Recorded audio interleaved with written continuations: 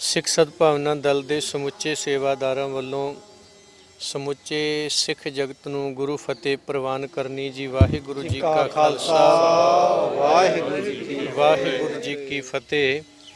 ਅੱਜ ਸਤਿਗੁਰੂ ਸ੍ਰੀ ਗੁਰੂ ਹਰਿਰਾਏ ਸਾਹਿਬ ਮਹਾਰਾਜ ਜੀਆਂ ਦਾ ਜੋਤੀ ਜੋਤ ਦਿਵਸ ਨੂੰ ਸਮਰਪਿਤ, ਗੁਰੂ ਹਰਕ੍ਰਿਸ਼ਨ ਸਾਹਿਬ ਮਹਾਰਾਜ ਜੀਆਂ ਦੇ ਗੁਰਗੱਦੀ ਦਿਵਸ ਨੂੰ ਸਮਰਪਿਤ, ਜਿੱਥੇ ਸਿੱਖ ਸਦਭਾਵਨਾ ਦਲ ਦੇ ਸੇਵਾਦਾਰਾਂ ਵੱਲੋਂ ਗੁਰਦੁਆਰਾ ਰਕਾਬਗੰਜ ਸਾਹਿਬ ਜੀ ਵਿਖੇ ਹਾਜ਼ਰੀ ਭਰੀ ਗਈ। ਉਹਨਾਂ ਨੂੰ ਸਮਰਪਿਤ ਹੁੰਦਿਆਂ, ਉਹਨਾਂ ਦੇ ਨਕਸ਼ੇ ਕਦਮ ਚੱਲਦਿਆਂ ਧੰਨ ਗੁਰੂ ਗੋਬਿੰਦ ਸਿੰਘ ਸਾਹਿਬ ਮਹਾਰਾਜ ਜੀਆਂ ਦੇ ਬਚਨ ਸ੍ਰੀ ਹਰਿਕ੍ਰਿਸ਼ਨ ਧਿਆਈਐ ਜਿਸ ਡਿਠੇ ਸਭ ਦੁੱਖ ਜਾਏ। ਜਿਨ੍ਹਾਂ ਦੇ ਦਰਸ਼ਨ ਦੀਦਾਰ ਕੀਤਿਆਂ ਤਨ ਤੇ ਮਨ ਦੇ ਦੁੱਖ ਤੇ ਕਲੇਸ਼ ਜਾਂਦੇ ਨੇ, ਜਿਨ੍ਹਾਂ ਦੇ ਦੀਦਾਰ ਕੀਤਿਆਂ ਲੋਕ ਤੇ ਪਰਲੋਕ ਸਫਲ ਹੁੰਦਾ ਹੈ, ਔਰ ਜਿਨ੍ਹਾਂ ਦੇ ਦੀਦਾਰ ਕੀਤਿਆਂ ਇਹ ਆਤਮਿਕ ਬਲ ਮਿਲਦਾ ਹੈ। ਨਹਿ ਮਲੇਸ਼ ਕੋ ਦਰਸ਼ਨ ਦੈ ਹੈ, ਨਹਿ ਮਲੇਸ਼ ਕੇ ਦਰਸ਼ਨ ਲੈ ਹੈ। ਗੁਰੂ ਪੰਥ ਦੋਖੀਆਂ ਦੇ ਨਾ ਤਾਂ ਮੱਥੇ ਲੱਗਣਾ ਤੇ ਨਾ ਉਹਨਾਂ ਨੂੰ ਮੱਥੇ ਲਾਉਣਾ, ਮਾਨਵਤਾ ਦੇ ਕਾਤਲਾਂ ਨੂੰ ਨਾ ਮੱਥੇ ਲਾਉਣਾ ਤੇ ਨਾ ਉਹਨਾਂ ਦੇ ਮੱਥੇ ਲੱਗਣਾ। ਜਿੱਥੇ ਅਰਦਾਸ ਕੀਤੀ ਗਈ ਉੱਥੇ ਇਸੇ ਹੀ ਫਲਸਫੇ ਨੂੰ ਸਮਰਪਿਤ ਹੁੰਦਿਆਂ ਸਿੱਖ ਸਦਭਾਵਨਾ ਦਲ ਵੱਲੋਂ ਅੱਜ ਗੁਰਦੁਆਰਾ ਪ੍ਰਬੰਧ ਸੁਧਾਰ ਲਹਿਰ ਦੇ ਤਹਿਤ ਉਹਦੀ ਸਫਲਤਾ ਲਈ 2021 ਦੀਆਂ ਚੋਣਾਂ ਜੋ ਦਿੱਲੀ ਗੁਰਦੁਆਰਾ ਪ੍ਰਬੰਧਕ ਕਮੇਟੀ ਦੀਆਂ ਆ ਰਹੀਆਂ ਨੇ, ਉਹਨਾਂ ਨੂੰ ਮੱਦੇ ਨਜ਼ਰ ਰੱਖਦਿਆਂ ਅਰਦਾਸ ਕਰਕੇ ਸਤਿਗੁਰਾਂ ਜੀ ਤੋਂ ਸਫਲਤਾ ਮੰਗੀ ਗਈ। ਔਰ ਅੱਜ 5 ਸਿੰਘਾਂ ਦਾ ਅਸੀਂ ਜਿਹੜਾ ਆ ਉਹ ਉਮੀਦਵਾਰ ਸਿੱਖ ਸਦਭਾਵਨਾ ਦਲ ਐਲਾਨ ਕਰਨ ਜਾ ਰਿਹਾ ਹੈ, ਜਿਹਦੇ ਲਈ ਇਹ ਅਰਦਾਸ ਹੈ ਔਰ ਸਮੁੱਚੇ ਸਿੱਖ ਜਗਤ ਨੂੰ ਹੋਕਾ ਹੈ। ਆਓ ਸਤਿਗੁਰੂ ਗੁਰੂ ਹਰਕ੍ਰਿਸ਼ਨ ਸਾਹਿਬ ਮਹਾਰਾਜ ਜੀ ਦੇ ਨਕਸ਼ੇ ਕਦਮ ਚੱਲਦਿਆਂ ਆਪਣੇ ਗੁਰਦੁਆਰਿਆਂ ਦੇ ਵਿੱਚੋਂ ਉਹ ਗੰਦੀ ਸਿਆਸਤ ਕੱਢੀਏ ਜਿਹੜੇ ਲੋਕ ਸਿੱਖ ਵਿਰੋਧੀ ਤਾਕਤਾਂ ਦੀਆਂ ਕਠਪੁਤਲੀਆਂ ਬਣ ਕੇ ਸਿੱਖੀ ਦਾ ਘਾਣ ਕਰ ਰਹੇ ਨੇ। ਸਿੱਖਾਂ ਦੇ ਕਾਤਲ ਚਾਹੇ 1984 ਦੇ ਹੋਣ, ਚਾਹੇ ਉਹ ਸਿੱਖ ਕਤਲੇਆਮ ਵਾਲੇ ਹੋਣ ਤੇ ਚਾਹੇ ਉਹ ਕੋਈ ਅੱਜ ਵਾਲੇ ਹੋਣ, ਉਹਨਾਂ ਦੇ ਨਾਲ ਭਾਈਵਾਲੀਆਂ ਪਾਲਣ ਵਾਲਿਆਂ ਨੂੰ ਬਾਹਰ ਦਾ ਰਸਤਾ ਵਿਖਾਇਆ ਜਾ ਸਕੇ। ਗੁਰੂ ਧਾਮਾਂ ਨੂੰ ਅਜੋਕੇ ਸਮੇਂ ਦੀ ਗੰਦੀ ਰਾਜਨੀਤੀ ਤੋਂ ਆਜ਼ਾਦ ਕਰਾਇਆ ਜਾ ਸਕੇ ਔਰ 100 ਸਾਲਾ ਸ਼ਹੀਦ ਭਾਈ ਲਛਮਣ ਸਿੰਘ ਸਾਕਾ ਨਨਕਾਣਾ ਸਾਹਿਬ ਧਾਰੋ ਵਾਲੀਏ ਜੋ ਅੱਜ ਤੋਂ 100 ਸਾਲ ਪਹਿਲਾਂ ਇਹ ਕਾਂਡ ਸਾਰਾ ਵਾਪਰਿਆ, ਅੱਜ ਮੁੜ ਉਸੇ ਨੂੰ ਸ਼੍ਰੋਮਣੀ ਗੁਰਦੁਆਰਾ ਪ੍ਰਬੰਧਕ ਕਮੇਟੀ ਦੇ ਪ੍ਰਬੰਧ ਵਿੱਚ ਪਿਛਲੇ ਦਿਨੀ 328 ਸਵਰੂਪ ਮਹਾਰਾਜੀਆਂ ਨੂੰ ਲੈ ਕੇ ਜੋ ਕੁਝ ਵਾਪਰਿਆ ਔਰ ਉਹਨਾਂ ਦਾ ਇਨਸਾਫ ਮੰਗ ਰਹੀਆਂ ਸਿੱਖ ਸੰਗਤਾਂ ਦੀ ਕੁੱਟਮਾਰ ਵੱਢ ਫੱਟ, ਉਹਨਾਂ ਸਾਰੀਆਂ ਚੀਜ਼ਾਂ ਨੂੰ ਮੱਦੇ ਨਜ਼ਰ ਰੱਖਦਿਆਂ ਸਿੱਖ ਸਦਭਾਵਨਾ ਦਲ ਵੱਲੋਂ 4 ਤਰੀਕ ਤੋਂ ਲਗਾਤਾਰ ਅੰਮ੍ਰਿਤਸਰ ਸਾਹਿਬ ਵਿਖੇ ਪੰਥਕ ਹੋਕਾ ਵੀ ਦਿੱਤਾ ਜਾ ਰਿਹਾ ਹੈ ਤੇ ਸਮੁੱਚੇ ਸਿੱਖ ਜਗਤ ਨੂੰ ਅਪੀਲ ਕਰਦੇ ਹਾਂ ਕਿ ਆਓ ਸਿੱਖ ਸਦਭਾਵਨਾ ਦਲ ਦਾ ਸਾਥ ਦਿਓ, ਸਾਡੇ ਸਿਰ ਤੇ ਹੱਥ ਰੱਖੋ ਤਾਂ ਜੋ 2021 ਦੀਆਂ ਆਉਣ ਵਾਲੀਆਂ ਗੁਰਦੁਆਰਾ ਸਾਹਿਬ ਦੀਆਂ ਚੋਣਾਂ ਨੂੰ ਆਪਾਂ ਸਫਲ ਬਣਾਈਏ, ਗੁਰੂ ਘਰਾਂ ਦੇ ਵਿੱਚੋਂ ਨਰੈਣੂ ਭਜਾਈਏ, ਪੰਥ ਰੋਸ਼ਨਾਈਏ, ਸਿੱਖ ਨੀਤੀ ਲਿਆਈਏ ਤੇ ਰਾਜਨੀਤਿਕ ਭਜਾਈਏ ਦੀ ਸਫਲਤਾ ਦੀ ਅੱਜ ਅਰਦਾਸ ਕੀਤੀ ਗਈ। ਬੰਦੀ ਸਿੰਘਾਂ ਦੀ ਰਿਹਾਈ ਲਈ ਅਰਦਾਸ ਕੀਤੀ ਗਈ, ਸਰਬੱਤ ਦੇ ਭਲੇ ਦੀ ਕਰੋਨਾ ਮਹਾਮਾਰੀ ਤੋਂ ਨਿਜਾਤ ਲਈ ਅਰਦਾਸ ਕੀਤੀ ਗਈ, ਕਿਸਾਨਾਂ ਦੀ ਅਰਦਾਸ ਕੀਤੀ ਗਈ। ਇਸੇ ਤਰ੍ਹਾਂ ਸਿਹਤਯਾਬੀਆਂ ਜਿਹੜੇ ਗੁਰੂ ਘਰ ਲਈ ਕੁਰਬਾਨੀਆਂ ਕਰ ਗਏ ਉਹਨਾਂ ਦੀ ਅਰਦਾਸ ਕੀਤੀ ਗਈ। ਤੇ ਹੁਣ ਅਸੀਂ ਅੱਜ ਗੁਰਦੁਆਰਾ ਰਕਾਬਗੰਜ ਸਾਹਿਬ ਜੀਆਂ ਤੋਂ ਅਰਦਾਸ ਕਰਕੇ ਪਿਛਲੇ ਦਿਨੀ ਵੀ ਆਰੰਭਤਾ ਦੀ ਅਰਦਾਸ ਹੋਈ ਸੀ। ਅੱਜ ਪਹਿਲਾ ਪੰਚ ਜਿਹੜਾ ਪੰਜਾਂ ਦਾ ਸਿਧਾਂਤ ਉਹਨੂੰ ਮੱਦੇ ਨਜ਼ਰ ਰੱਖਦਿਆਂ ਅਸੀਂ 5 ਉਮੀਦਵਾਰ ਅੱਜ ਦਿੱਲੀ ਗੁਰਦੁਆਰਾ ਪ੍ਰਬੰਧਕ ਕਮੇਟੀ ਦੀਆਂ ਚੋਣਾਂ ਲਈ ਐਲਾਨ ਕਰਨ ਜਾ ਰਹੇ ਹਾਂ, ਜੇ ਇਹਦੀ ਅਰਦਾਸ ਤੋਂ ਬਾਅਦ ਹੋਣੇ ਕੀਤੇ ਜਾਣੇ ਨੇ। ਤੇ ਸਮੁੱਚੇ ਸਿੱਖ ਜਗਤ ਨੂੰ ਅਪੀਲ ਕਰਦੇ ਹਾਂ, ਆਓ ਸਾਡਾ ਸਾਥ ਦਿਓ ਤਾਂ ਜੋ ਇਹ ਗੁਰੂ ਘਰਾਂ ਨੂੰ ਗੰਦੀ ਰਾਜਨੀਤੀ ਤੋਂ ਆਜ਼ਾਦ ਕਰਾਇਆ ਜਾ ਸਕੇ। ਔਰ ਇਹ ਵੀ ਅਪੀਲ ਕਰਦੇ ਹਾਂ ਦਿੱਲੀ ਦੀਆਂ ਸਿੱਖ ਸੰਗਤਾਂ ਨੂੰ, ਜਿਨ੍ਹਾਂ ਦੇ ਵੋਟ ਹੁਣ ਤੱਕ ਨਹੀਂ ਬਣੇ ਉਹ ਜ਼ਰੂਰ ਬਣਾਓ, ਜਿਹੜੇ ਨਜਾਇਜ਼ ਬਣੇ ਨੇ ਉਹਨਾਂ ਨੂੰ ਕਟਵਾਓ ਵੀ ਜ਼ਰੂਰ, ਔਰ ਜਿਹੜੇ ਨੌਜਵਾਨ 18 ਸਾਲ ਦੇ ਹੋ ਗਏ ਨੇ ਉਹਨਾਂ ਨੂੰ ਵੀ ਬੇਨਤੀ ਹੈ ਕਿ ਜਿਸ ਤਰ੍ਹਾਂ ਤੁਸੀਂ ਆਧਾਰ ਕਾਰਡ ਬਣਾਉਂਦੇ ਹੋ, ਪਾਸਪੋਰਟ ਬਣਾਉਂਦੇ ਹੋ, ਡਰਾਈਵਿੰਗ ਲਾਇਸੈਂਸ ਬਣਾਉਂਦੇ ਹੋ ਜਾਂ ਹੋਰ ਚੀਜ਼ਾਂ ਨੂੰ ਜ਼ਰੂਰੀ ਸਮਝਦੇ ਹੋ, ਇਹਨਾਂ ਤੋਂ ਸਭ ਤੋਂ ਜ਼ਰੂਰੀ ਅੱਜ ਸਿੱਖ ਲਈ ਗੁਰਦੁਆਰੇ ਦੀ ਵੋਟ ਬਣਾਉਣਾ ਜ਼ਰੂਰੀ ਬਣ ਗਿਆ ਹੈ। ਔਰ ਜਿੰਨਾ ਚਿਰ ਤੁਸੀਂ ਇਹਨੂੰ ਨਹੀਂ ਬਣਾਓਗੇ, ਸਿਆਸੀ ਲੋਕ ਆਪਣੀਆਂ ਵੋਟਾਂ ਰਾਹੀਂ ਤੁਹਾਡੇ ਗੁਰਦੁਆਰਿਆਂ ਤੇ ਮਨ ਮਰਜ਼ੀਆਂ ਕਰਨਗੇ, ਚਾਹੇ ਉਹ ਗੋਲਕ ਚੋਰ ਹੋਣ, ਚਾਹੇ ਉਹ ਸਿੱਖੀ ਦੇ ਕਾਤਲ ਹੋਣ, ਚਾਹੇ ਉਹ ਸਿੱਖੀ ਸਿਧਾਂਤਾਂ ਦੇ ਕਾਤਲ ਹੋਣ। ਔਰ ਜਿਹੜੇ ਆ 3-4 ਹੁਣ ਤੱਕ ਬੈਠੇ ਨੇ ਕਬਜ਼ਾ ਕਰਕੇ, ਇਹਨਾਂ ਨੂੰ ਤਾਂ ਸਿੱਖ ਕਹਿਣਾ ਵੀ ਕਈ ਵਾਰੀ ਪਾਪ ਲੱਗਦਾ ਵੀ ਮੈਂ ਸਿੱਖਾਂ 'ਚ ਇਹਨਾਂ ਨੂੰ ਸਿੱਖ ਸਮਝ ਕੇ ਬੜਾ ਵੱਡਾ ਗੁਨਾਹ ਕਰਦਾ ਹੈ। ਇਹ ਤਾਂ ਸਿੱਖ ਵੀ ਨਹੀਂ, ਸਿੱਖੀ ਸਿਧਾਂਤਾਂ ਅਨੁਸਾਰ। ਇਸ ਲਈ ਅਜੋਕੇ ਸਮੇਂ ਦੀ ਨੌਜਵਾਨੀ ਦੀ ਇਹ ਜ਼ਿੰਮੇਵਾਰੀ ਬਣਦੀ ਹੈ ਕਿ ਭਾਈ ਆਪਣੀ ਵੋਟ ਜ਼ਰੂਰ ਬਣਾਇਓ ਔਰ 2021 ਦੇ ਵਿੱਚ ਇਹ ਨਾ ਸੋਚਿਓ ਮੇਰੀ ਵੋਟ ਨਾ ਕੀ ਹੋਊ। ਤੁਹਾਡੀ ਵੋਟ ਇੱਕ ਨਾਲ ਹੀ ਤਖਤਾ ਪਲਟ ਸਕਦਾ ਹੈ। ਜੇ ਤੁਸੀਂ ਕਹੋ ਵੀ ਇੱਥੇ ਸਾਰੇ ਰਾਜਨੀਤਿਕ ਨੇ, ਨਹੀਂ, ਆਪਾਂ ਰਾਜਨੀਤਿਕ ਨਹੀਂ, ਆਓ ਧਾਰਮਿਕਤਾ ਬਹਾਲ ਕਰੀਏ। ਇਹ ਜਿਹੜੀਆਂ ਚੀਜ਼ਾਂ ਨੇ, ਤੁਸੀਂ ਘਰ ਬੈਠੇ ਹੋ ਵੀ ਮੈਂ ਨਹੀਂ ਵੀ ਜਾਊਂਗਾ ਤਾਂ ਕੀ ਹੋ ਜੂ, ਇਹ ਸੋਚਿਓ ਮੇਰੇ ਜਾਣ ਨਾਲ ਸ਼ਹੀਦ ਭਾਈ ਲਛਮਣ ਸਿੰਘ ਦੀ ਆਤਮਾ ਨੂੰ ਇੱਕ ਖੁਸ਼ੀ ਜ਼ਰੂਰ ਮਿਲੂ ਕਿ ਜੇ 100 ਸਾਲ ਪਹਿਲਾਂ ਨਰੈਣੂ ਮਹੰਤ ਸੀ ਤਾਂ ਭਾਈ ਲਛਮਣ ਸਿੰਘ ਸੀ। ਜੇ ਅੱਜ ਉਹਨਾਂ ਮਹੰਤਾਂ ਦੇ ਵਾਰਸ ਗੁਰਦੁਆਰਿਆਂ 'ਚ ਨੇ ਤੇ ਅੱਜ ਵੀ ਭਾਈ ਲਛਮਣ ਸਿੰਘ ਦੇ ਵਾਰਸ ਉਹਨਾਂ ਨੂੰ ਕੱਢਣ ਲਈ ਤਿਆਰ ਬਰ ਤਿਆਰ ਨੇ।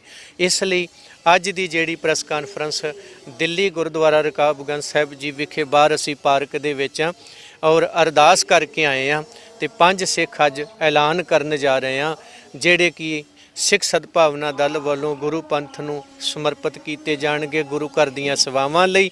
ਔਰ ਉਹਦਾ ਮੁੱਖ ਮਕਸਦ ਗੁਰਦੁਆਰਿਆਂ ਵਿੱਚੋਂ ਰਾਜਨੀਤੀ ਕੱਢਣੀ, ਸਿੱਖ ਨੀਤੀ ਲਿਆਉਣੀ, ਨਰੈਣੂ ਭਜਾਉਣਾ, ਪੰਥ ਰੁਸ਼ਨਾਉਣਾ। ਵਾਹਿਗੁਰੂ ਜੀ ਕਾ ਖਾਲਸਾ, ਵਾਹਿਗੁਰੂ ਜੀ ਕੀ ਫਤਿਹ। ਰਾਜਨੀਤੀ ਦੀ ਗੱਲ ਕਰਦੇ ਹੈਗੇ ਆ, ਅਗਰ ਅਸੀਂ ਦਰਬਾਰ ਸਾਹਿਬ ਦੀ ਗੱਲ ਕਰੀਏ ਤਾਂ ਐਗਜ਼ਾਮਪਲ ਲੈਂਦੇ ਹਾਂ 2 ਨਿਸ਼ਾਨ ਸਾਹਿਬ ਦਾ। ਧਰਮ ਉੱਤੇ ਹੋਣਾ ਚਾਹੀਦਾ, ਸਿਆਸਤ ਨੀਵੀਂ ਹੋਣੀ ਚਾਹੀਦੀ ਹੈ। ਤੁਹਾਡੇ ਵੱਲੋਂ ਪਿਛਲੇ ਇਲੈਕਸ਼ਨ ਵਿੱਚ ਅਪੀਲਾਂ ਕੀਤੀਆਂ ਗਈਆਂ, ਇਸ ਵਾਰ ਵੀ ਤੁਸੀਂ ਅਪੀਲ ਕਰ ਰਹੇ ਹੋ। ਤੁਹਾਡੇ ਇਲਾਵਾ ਹੋਰ ਵੀ ਕਈ ਐਸੇ ਮਤਦਰਦੀ ਵੀਰ ਨੇ ਜਿਹੜੇ ਹਰ ਇਲੈਕਸ਼ਨ ਦਿੱਲੀ ਸਿੱਖ ਗੁਰਦੁਆਰਾ ਪ੍ਰਬੰਧਕ ਕਮੇਟੀ ਔਰ ਸ਼੍ਰੋਮਣੀ ਗੁਰਦੁਆਰਾ ਪ੍ਰਬੰਧਕ ਕਮੇਟੀ ਪੰਜਾਬ ਦੇ ਅੰਦਰ ਵੀ ਗੱਲ ਕਰਦੇ ਨੇ, ਹੋਕਾ ਦਿੰਦੇ ਨੇ। ਫਿਰ ਵੀ ਤੁਹਾਨੂੰ ਕੀ ਲੱਗਦਾ ਹੈਗਾ ਕਿ ਸੰਗਤ ਤੇ ਅਸਰ ਨਹੀਂ ਹੁੰਦਾ? ਜਿਹੜਾ ਇਲੈਕਸ਼ਨ ਸਿਸਟਮ ਹੈ ਉਹਦੇ 'ਚ ਬੇਈਮਾਨੀ ਹੈ ਜਾਂ ਰਾਜਨੀਤੀ ਅੱਜ ਹਰ ਸੰਗਤ ਦੇ ਦਿਲ ਤੇ ਭਾਜੀ? ਵੇਖੋ ਜੀ, ਰਾਜਨੀਤੀ ਝੂਠ ਤੋਂ ਬਿਨਾਂ ਨਹੀਂ ਚੱਲਦੀ, ਸਿੱਖ ਨੀਤੀ ਸੱਚ ਤੋਂ ਬਿਨਾਂ ਨਹੀਂ ਚੱਲਦੀ। ਬਹੁ ਗਿਣਤੀ ਸਿੱਖ ਸੰਗਤਾਂ ਤੱਕ ਇਹ ਅਜੇ ਤੱਕ ਸੁਨੇਹਾ ਪਹੁੰਚਿਆ ਨਹੀਂ ਕਿ ਸਿੱਖ ਨੀਤੀ ਤੇ ਰਾਜਨੀਤੀ 'ਚ ਫਰਕ ਕੀ। ਜਿਸ ਦਿਨ ਜਿਉਂ-ਜਿਉਂ ਉਹਨਾਂ ਨੂੰ ਇਸ ਗੱਲ ਦੀ ਸਮਝ ਆ ਗਈ, ਅਸੀਂ ਦਾਅਵੇ ਨਾਲ ਕਹਿੰਦੇ ਆ ਗੁਰੂ ਨਾਨਕ ਦੀ ਚਲਾਈ ਹੋਈ ਸਿੱਖ ਨੀਤੀ ਵੀ ਬਹਾਲ ਹੋਊ। ਆਹ ਜਿਹੜੇ ਲੋਕ ਕਹਿ ਰਹੇ ਨੇ ਨਾ ਰਾਜਨੀਤੀ ਤੇ ਧਰਮ ਇਕੱਠਾ ਹੈ, ਇਹਨਾਂ ਮਹੰਤਾਂ ਨੂੰ ਉਹ ਸਿੱਖ ਨੀਤੀ ਗੁਰਦੁਆਰਿਆਂ 'ਚੋਂ ਚੱਲਦਾ ਵੀ ਕਰੂ।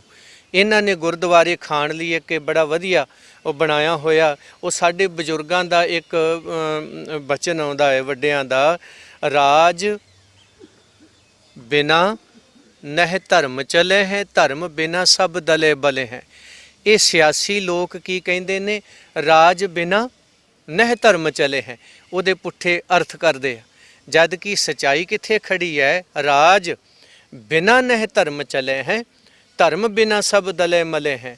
ਜਿਵੇਂ ਉਹ ਇੱਕ ਮੈਨੂੰ ਗੱਲ ਸੁਣਾਉਂਦੇ ਹੁੰਦੇ ਮੇਰੇ ਵੀਰ ਬਲਵਿੰਦਰ ਸਿੰਘ ਜੀ, ਜਦੋਂ ਇੱਥੇ ਈਸਟ ਇੰਡੀਆ ਕੰਪਨੀ ਆਈ ਤੇ ਕੁਝ ਲੋਕਾਂ ਨੇ ਉਹਦਾ ਵਿਰੋਧ ਕੀਤਾ ਤੇ ਜਿਨ੍ਹਾਂ ਨੇ ਉਹਨੂੰ ਲਿਆਉਣਾ ਸੀ ਉਹ ਕਹਿੰਦੇ ਜੀ ਰੋਕੋ ਮਤ ਆਨੇ ਦੋ। ਉਹਨਾਂ ਨੇ ਕਹਿੰਦਾ ਰੋਕੋ ਮਤ ਆਨੇ ਦੋ। ਉਹ ਚੀਜ਼ ਇੱਥੇ ਸਾਡੇ ਨਾਲ ਕੀਤੀ ਗਈ ਹੈ ਜੀ। ਇਸ ਲਈ ਸਿੱਖ ਨੀਤੀ ਜਿਹੜੀ ਹੈ ਉਹ ਆਪਣੇ ਆਪ ਵਿੱਚ ਸੰਪੂਰਨਤਾ ਹੈ, ਉਹ ਸੱਚ ਤੋਂ ਬਿਨਾਂ ਨਹੀਂ ਚੱਲ ਸਕਦੀ, ਰਾਜਨੀਤੀ ਝੂਠ ਤੋਂ ਬਿਨਾਂ ਨਹੀਂ ਚੱਲ ਸਕਦੀ। ਇਸ ਲਈ ਧਰਮ ਤੇ ਰਾਜਨੀਤੀ ਕਦੇ ਨਾ ਇਕੱਠੇ ਸੀ ਤੇ ਨਾ ਇਕੱਠੇ ਹੋਣੇ ਆ। ਸਿਆਸੀ ਲੋਕਾਂ ਨੇ ਸਾਡੇ ਤੇ ਗਲਬਾ ਪਾਇਆ ਹੈ, ਜਿਸ ਨੂੰ ਇਹ ਸਿੱਖ ਸਦਭਾਵਨਾ ਦਲ ਵੱਲੋਂ ਘਰ ਘਰ ਮੈਸੇਜ ਪਹੁੰਚਾ ਕੇ ਇਹਨੂੰ ਲਾਇਆ ਜਾਊ।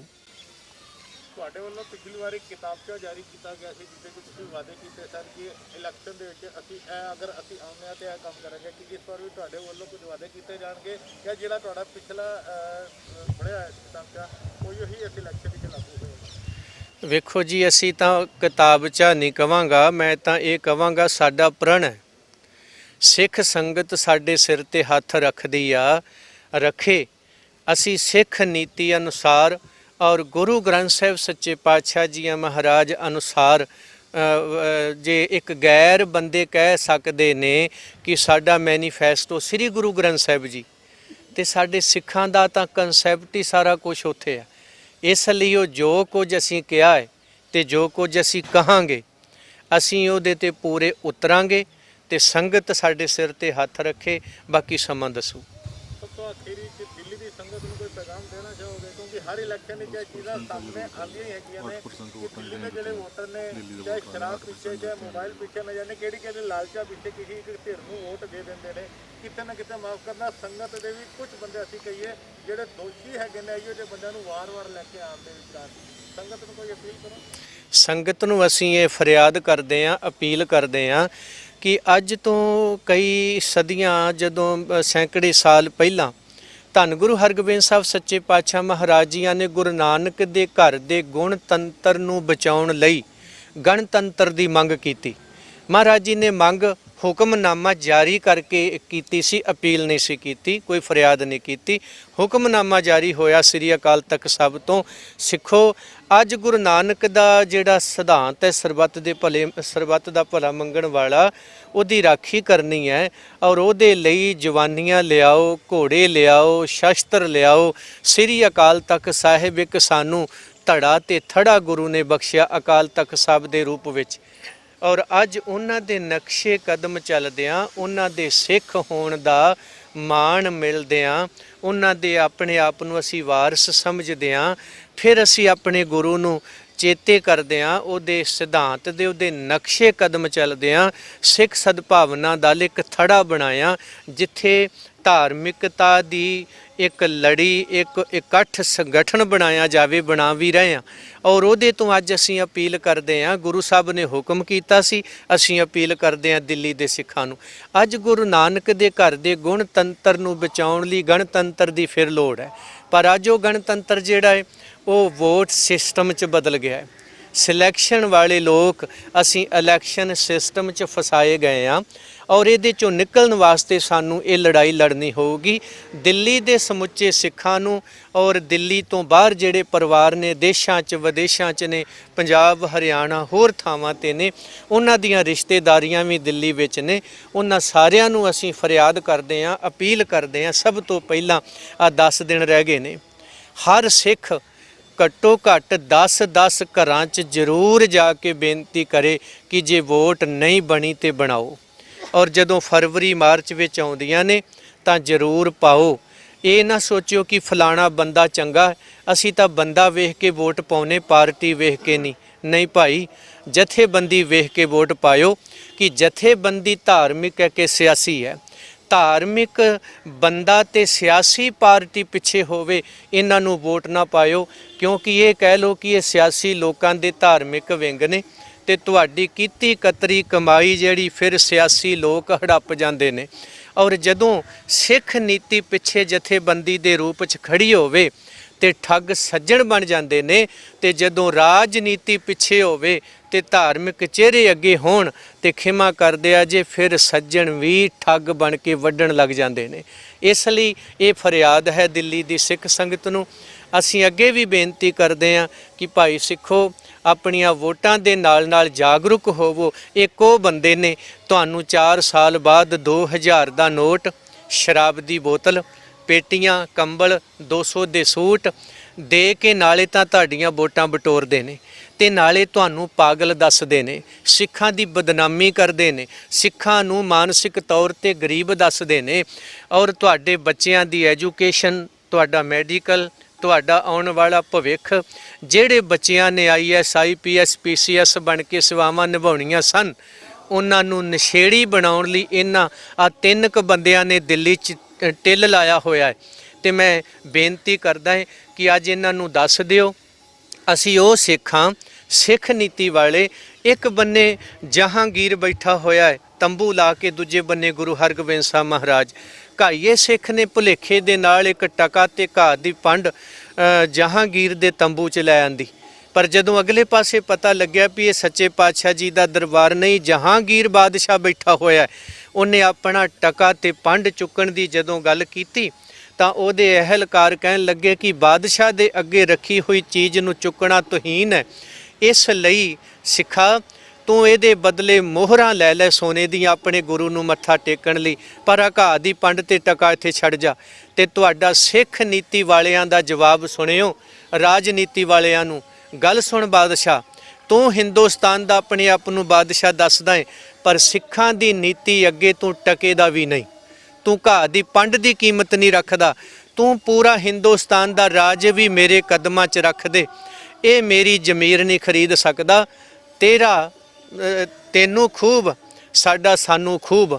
ਘਾਹ ਦੀ ਪੰਡ ਤੇ ਟਕਾ ਵੀ ਸਿੱਖ ਨੇ ਚੁੱਕ ਲਿਆ ਤੇ ਗੁਰੂ ਹਰਗੋਬਿੰਦ ਸਾਹਿਬ ਵੱਲ ਨੂੰ ਤੁਰ ਪਿਆ। ਸਿੱਖੋ, ਤੁਹਾਡੀਆਂ ਤੇ ਟਕੇ ਤੇ ਘਾਹ ਦੀਆਂ ਪੰਡਾਂ ਬਾਦਸ਼ਾਹ ਨਹੀਂ ਖਰੀਦ ਸਕੇ।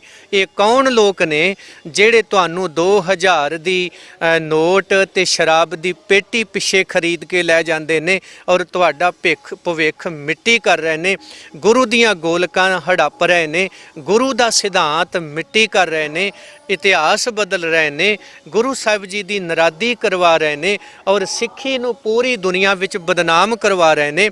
ਇਹ ਤਾਂ ਸੁਣਿਆ ਸੀ ਸਿੱਖ ਕਿਰਤ ਕਰਨ, ਨਾਮ ਜਪਣ ਤੇ ਵੰਡ ਛਕਣ ਵਿੱਚ ਭਰੋਸਾ ਰੱਖਦਾ ਹੈ, ਪਰ ਇਹਨਾਂ ਲੋਕਾਂ ਨੇ ਲੋਕਡਾਊਨ ਦੇ ਵਿੱਚ ਇਹ ਦਿੱਲੀ ਦਾ ਪ੍ਰਧਾਨ ਆਟਾ ਵੇਚਦਾ ਫੜਿਆ ਜਾਂਦਾ ਹੈ ਤੇ ਸ਼੍ਰੋਮਣੀ ਕਮੇਟੀ ਦਾ ਪ੍ਰਧਾਨ 12 ਲੱਖ ਦੀਆਂ ਸਬਜ਼ੀਆਂ ਖਾ ਜਾਂਦਾ ਹੈ। ਲੋਕਾਂ ਨੇ, ਸੰਗਤਾਂ ਨੇ ਜਿਹੜੀ ਕਣਕ ਲਿਆਂਦੀ ਗੁਰਦੁਆਰਿਆਂ 'ਚ, ਉਹ ਕਈ 100 ਕੁਇੰਟਲ ਕਣਕ ਵੇਚ ਦਿੱਤੀ ਗਈ। ਆਹ ਲੋਕਡਾਊਨ 'ਚ ਘਟਨਾਵਾਂ ਸਾਹਮਣੇ ਆਈਆਂ ਤੇ ਕੋਈ 1 ਮਹੀਨੇ 'ਚ 1 ਲੱਖ ਦਾ ਦੁੱਧ ਪੀ ਜਾਂਦਾ ਇਹਨਾਂ ਦਾ ਮੈਨੇਜਰ ਬਣ ਕੇ। ਇਹ ਹਾਲਾਤ ਨੇ ਜੀ। ਇਹ ਸਾਰੀਆਂ ਬਿਮਾਰੀਆਂ ਦੇ ਹੱਲ ਲਈ ਜਿੱਥੇ ਤੁਸੀਂ ਕਹੋਗੇ ਇੱਥੇ ਦੇ ਆਗੂ ਬੇਈਮਾਨ ਨੇ, ਇਹ ਦੋਸ਼ੀ ਨੇ, ਉੱਥੇ ਆਪਾਂ ਵੀ ਕਿਤੇ ਨਾ ਕਿਤੇ ਦੋਸ਼ੀ ਆ ਜਿਹੜੇ ਇਹਨਾਂ ਲੋਕਾਂ ਨੂੰ ਵੋਟ ਪਾਉਣ ਜਾਂਦੇ ਆ। ਇਹ ਧਿਆਨ ਰੱਖਿਓ, ਇਹਨਾਂ ਦਾ ਬਾਈਕਾਟ ਕਰ ਦਿਓ, ਦੱਸ ਦਿਓ ਅਸੀਂ ਗੁਰੂ ਨੂੰ ਸਮਰਪਿਤ ਹੋ ਕੇ ਆਪਣੀ ਵੋਟ ਦੀ ਵਰਤੋਂ ਕਰਾਂਗੇ। ਮੈਂ ਦਾਅਵੇ ਨਾਲ ਕਹਿਣਾ ਹੈ ਤੁਹਾਨੂੰ ਨਾ ਤਾਂ ਨਸ਼ਾ ਮਾਰ ਸਕਦਾ ਹੈ, ਨਾ ਤੁਹਾਨੂੰ ਬੇਰੁਜ਼ਗਾਰੀ ਮਾਰ ਸਕਦੀ ਹੈ, ਨਾ ਤੁਹਾਨੂੰ ਮੁਆਵਜ਼ੇ ਮੰਗਣ ਦੀ ਜ਼ਰੂਰਤ ਹੈ, ਤੁਸੀਂ ਤਾਂ ਖੁਦ ਇਨਸਾਫ ਵਸੂਲ ਸਕਦੇ ਹੋ। ਗੁਰੂ ਨੇ ਤੁਹਾਨੂੰ ਬੜੀ ਤਾਕਤ ਦਿੱਤੀ ਹੈ। ਆਓ ਸਾਰਿਆਂ ਮਸਲਿਆਂ ਦੇ ਹੱਲ ਲਈ ਤੁਹਾਨੂੰ ਫਰਿਆਦ ਕਰਦਾ ਹੈ, ਆਪਣੀ ਵੋਟ ਬਣਾਇਓ, ਸਿੱਖ ਸਦਭਾਵਨਾ ਦਲ ਨੂੰ ਸਪੋਰਟ ਕਰੋ ਤਕੜੇ ਹੋ ਕੇ। ਇਹ ਜਿਹੜੇ ਪੈਸੇ ਤੁਹਾਨੂੰ ਵੰਡਣ ਆਉਣਗੇ ਇਹ ਜ਼ਰੂਰ ਲੈ ਲਿਓ, ਕਿਉਂਕਿ ਇਹ ਤੁਹਾਡੇ ਸਿੱਖ ਸੰਗਤਾਂ ਦੇ ਹੀ ਹੈ ਔਰ ਇਹਨਾਂ ਦੇ ਮੂੰਹ ਤੇ ਕਰਾਰੀ ਚਪੇੜ ਮਾਰਿਓ ਵੀ ਗੁਰੂ ਦਾ ਪੈਸਾ ਇਸ ਕੰਮ ਲਈ ਨਹੀਂ ਸੀ ਅਸੀਂ ਗੋਲਕ 'ਚ ਮੱਥਾ ਟੇਕ ਕੇ ਆਏ ਕਿ ਤੁਸੀਂ ਆਪਣੀਆਂ ਗੰਦੀਆਂ ਰਾਜਨੀਤੀਆਂ ਕਰੋ। ਇਸ ਲਈ ਸਾਰਿਆਂ ਨੂੰ ਅਪੀਲ ਕਰਦਾ ਹੈ ਔਰ ਇਹ ਵੀ ਕਹਿ ਦਿਆਂ ਜਿਹੜੇ ਲੋਕ ਸਾਡੇ ਤੇ ਦੂਸ਼ਣਬਾਜ਼ੀ ਕਰਦੇ ਨੇ, ਵੇਖੋ ਜੀ ਇਹਨਾਂ ਨੂੰ ਵੋਟਾਂ ਨਹੀਂ ਸੀ ਪਈਆਂ, ਸਾਡੀਆਂ ਵੋਟਾਂ ਖਰਾਬ ਕਰ ਗਏ। ਇਹ ਵੀ ਨਾਲ ਬੇਨਤੀ ਕਰ ਦੇਣਾ ਸਿੱਖੋ, ਪਿਛਲੀ ਵਾਰੀ ਦਿੱਲੀ ਦੇ ਸੂਝਵਾਨ ਸਿੱਖਾਂ ਨੇ ਜੇ 33 ਜਾਂ 43% ਵੋਟਾਂ ਭੁਗਤਦੀਆਂ ਨੇ ਤੇ ਉਹਨਾਂ ਵਿੱਚੋਂ 8 ਤੋਂ 10% ਵੋਟ ਦਿੱਲੀ ਦੇ ਸਿੱਖ ਸਦਭਾਵਨਾ ਦਲ ਨੂੰ ਮਿਲਦੇ ਨੇ। ਇਹ ਇੱਕ ਬੜੀ ਵੱਡੀ ਪ੍ਰਾਪਤੀ ਸੀ ਤੇ ਜੇ ਉਦੋਂ 8.5 ਤੋਂ 10% ਤੱਕ ਕਹਾਣੀ ਚਲੀ ਗਈ ਤੇ ਫਿਰ ਇਸ ਵਾਰੀ ਗੁਰੂ ਪੰਥ ਕਿੱਥੋਂ ਤੱਕ ਲੈ ਕੇ ਜਾ ਸਕਦਾ ਹੈ ਇਹ ਸਮਾਂ ਦੱਸੂਗਾ। ਦਿੱਲੀ ਦੇ ਸਿੱਖਾਂ ਨੂੰ ਅਪੀਲ ਹੈ, ਅੱਜ ਤੁਹਾਡੇ ਕੋਲ ਸਮਾਂ ਹੈ, ਆਪਣੇ ਆਪ ਨੂੰ ਕੋਸਣ ਦੀ ਬਜਾਏ ਇਹਨਾਂ ਲੋਕਾਂ ਨੂੰ ਦੋਸ਼ੀ ਭੰਡਣ ਦੀ ਬਜਾਏ ਆਓ ਆਪਾਂ ਸੁਧਾਰੀਏ, ਤਕੜੇ ਹੋ। 2021 ਦੀਆਂ ਚੋਣਾਂ ਵਿੱਚੋਂ ਇੱਕੋ ਹੀ ਕਮਰ ਕਸਾ ਕਰ ਲਓ। ਅਸੀਂ ਸਿਆਸੀ ਬੰਦੇ ਤੇ ਸਿਆਸੀ ਬੰਦਿਆਂ ਦੇ ਖਿਲਾਰੇ ਹੋਏ ਧਾਰਮਿਕ ਬੰਦੇ ਨਕਾਰਨੇ ਨੇ। ਸਿੱਖ ਨੀਤੀ ਲਿਆਉਣੀ ਹੈ, ਰਾਜਨੀਤੀ ਭਜਾਉਣੀ ਹੈ, ਫਿਰ ਦੇਖਿਓ ਕਿਸੇ ਪੰਥ ਦੀ ਜਿਹੜੀ ਸਾਡੀ ਪੁਰਾਤਨਤਾ ਸੀ ਉਹ ਬਹਾਲ ਹੋ ਸਕਦੀ ਹੈ। ਇਹ ਸਿੱਖ ਸਦਭਾਵਨਾ ਦਲ ਵੱਲੋਂ ਅਪੀਲ ਹੈ ਜਿਹੜੀ 2016 ਤੋਂ ਕਰਦੇ ਆ ਰਹੇ ਹਾਂ। ਵਾਹਿਗੁਰੂ ਜੀ ਕਾ ਖਾਲਸਾ, ਵਾਹਿਗੁਰੂ ਜੀ ਕੀ ਫਤਿਹ। ਬੋਲੇ ਸੋ ਨਿਹਾਲ, ਸਤਿ ਸ੍ਰੀ ਅਕਾਲ। ਵਾਰਡ ਨੰਬਰ 38 ਤੋਂ ਸਤਿ ਸ੍ਰੀ ਅਕਾਲ। ਵਾਰਡ ਨੰਬਰ 38 ਦਿੱਲੀ ਤੋਂ ਭਾਈ ਮਹਾ ਸਿੰਘ ਉਮੀਦਵਾਰ ਸਿੱਖ ਸਦਭਾਵਨਾ ਦਲ ਵੱਲੋਂ ਐਲਾਨ ਕੀਤੇ ਜਾਂਦੇ ਨੇ।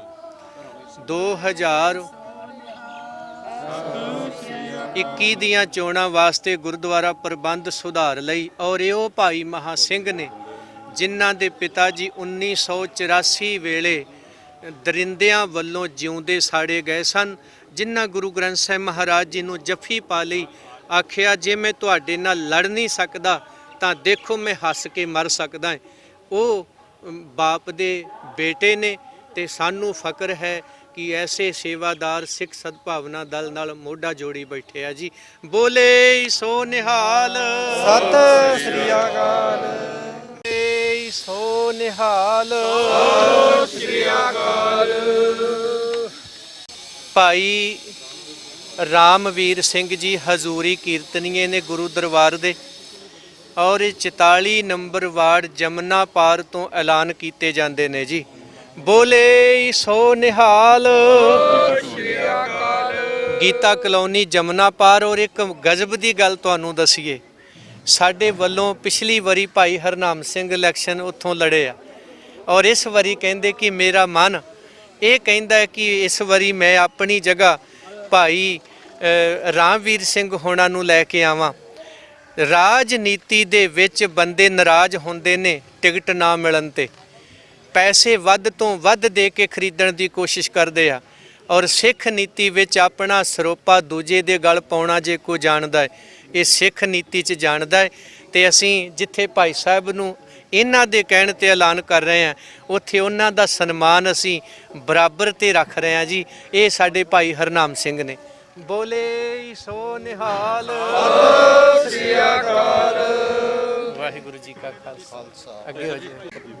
ਬੋਲੇ ਸੋ ਨਿਹਾਲ, ਸਤਿ ਸ੍ਰੀ ਅਕਾਲ। ਭਾਈ ਹਰਜੀਤ ਸਿੰਘ ਸਰਤਾ ਵਿਹਾਰ, ਵਾਰਡ ਨੰਬਰ 34।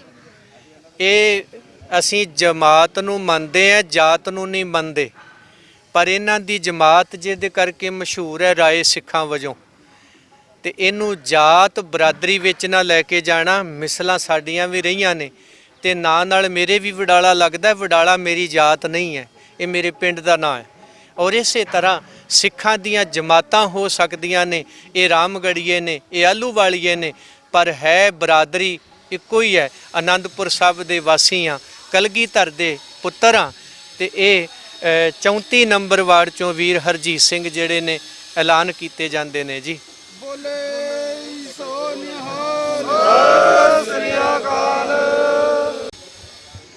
ਬੋਲੇ ਸੋ ਨਿਹਾਲ, ਸਤਿ ਸ੍ਰੀ ਅਕਾਲ। ਭਾਈ ਮਨਜੀਤ ਸਿੰਘ 17 ਨੰਬਰ ਵਾਰਡ ਹੈ ਜੀ ਇਹਨਾਂ ਦੀ। ਇਹ ਪਿਛਲੀ ਵਾਰ ਵੀ ਉੱਥੋਂ ਲੜੇ ਸਨ ਰਘੁਵੀਰ ਨਗਰ, ਤੇ ਬਹੁਤ ਵਧੀਆ ਇਹਨਾਂ ਦਾ ਉੱਥੇ ਜਿਹੜਾ ਸੀ ਰਿਸਪੌਂਸ ਸੰਗਤ ਦਾ ਮਿਲਿਆ। ਹੁਣ ਵੀ ਮੈਂ ਜਾ ਕੇ ਆਇਆ ਉੱਥੇ। ਉਹ ਬਜ਼ੁਰਗ ਸਨ ਜਿਹੜੇ ਮੈਨੂੰ ਕਹਿੰਦੇ ਸਨ, ਭਾਈ ਭਾਈ ਹਰਦਿਆਲ ਸਿੰਘ, ਵੀ ਭਾਈ ਵਡਾਲਾ ਜੀ ਤੁਸੀਂ ਚੰਗਾਰੀ ਲੈ ਕੇ ਆਏ ਹੋ ਆਨੰਦਪੁਰ ਸਾਹਿਬ ਤੋਂ, ਇਹਨੂੰ ਬੁਝਣ ਨਾ ਦਿਓ। ਮੈਂ ਕਿਹਾ ਦਿੱਲੀ ਵਾਲੀ ਸਿੱਖ ਸੰਗਤ ਨੂੰ ਅਪੀਲ ਕਰਦਾ ਹੈ, ਆਨੰਦਪੁਰ ਸਾਹਿਬ ਤੋਂ ਆਈ ਹੋਈ ਚੰਗਿਆਰੀ ਨੂੰ ਇੰਨਾ ਕੁ ਪਿਆਰ ਦਿਓ, ਇਹ ਮਜਾਇਲ ਬਣ ਕੇ ਪੰਜਾਬ ਪਰਤੇ, ਔਰ ਸ੍ਰੀ ਅਕਾਲ ਤਖਤ ਸਾਹਿਬ ਨੂੰ ਬਾਦਲ ਦਲੀਆਂ ਤੋਂ ਆਜ਼ਾਦ ਕਰਾ ਕੇ ਸਿੱਖ ਨੀਤੀ ਲਿਆਉਣ ਤੇ ਰਾਜਨੀਤੀ ਭਜਾਉਣ ਦਾ ਝੰਡਾ ਗੱਡ ਸਕੇ। ਬੋਲੇ ਸੋ ਨਿਹਾਲ, ਬੋਲੇ ਸੋ ਨਿਹਾਲ, ਸਤਿ ਸ੍ਰੀ ਅਕਾਲ। ਇਹ ਸਾਡੇ ਗੁਰੂ ਘਰ ਦੇ ਕੀਰਤਨੀਏ ਨੇ ਜੀ। 27 ਨੰਬਰ ਵਾਰਡ ਚੰਦਰ ਵਿਹਾਰ ਤੋਂ, ਤਿਲਕ ਵਿਹਾਰ, ਭਾਈ ਅਮਰਜੀਤ ਸਿੰਘ। ਪਿਛਲੀ ਵਾਰ ਵੀ ਇਹਨਾਂ ਨੇ ਉੱਥੇ ਵਧੀਆ ਸਹਿਯੋਗ ਕੀਤਾ। ਇਸ ਵਾਰੀ ਵੀ ਸਿੱਖ ਸੰਗਤਾਂ ਦੇ ਪਿਆਰ ਨੂੰ ਮੱਦੇ ਨਜ਼ਰ ਰੱਖਦਿਆਂ ਇਹਨਾਂ ਨੂੰ ਫਿਰ ਸਾਨੂੰ ਮਾਣ ਹੈ ਕਿ ਅਸੀਂ ਸਿੱਖ ਸਦਭਾਵਨਾ ਦਲ ਵੱਲੋਂ ਅੱਜ ਪਹਿਲੀ ਜਿਹੜੀ 5 ਦੀ ਸੀ ਟੀਮ, ਉਹਦੇ ਵਿੱਚ ਇਹਨਾਂ ਨੂੰ ਅਸੀਂ ਐਲਾਨ ਕਰਨ ਜਾ ਰਹੇ ਹਾਂ ਜੀ। ਬੋਲੇ ਸੋ ਨਿਹਾਲ।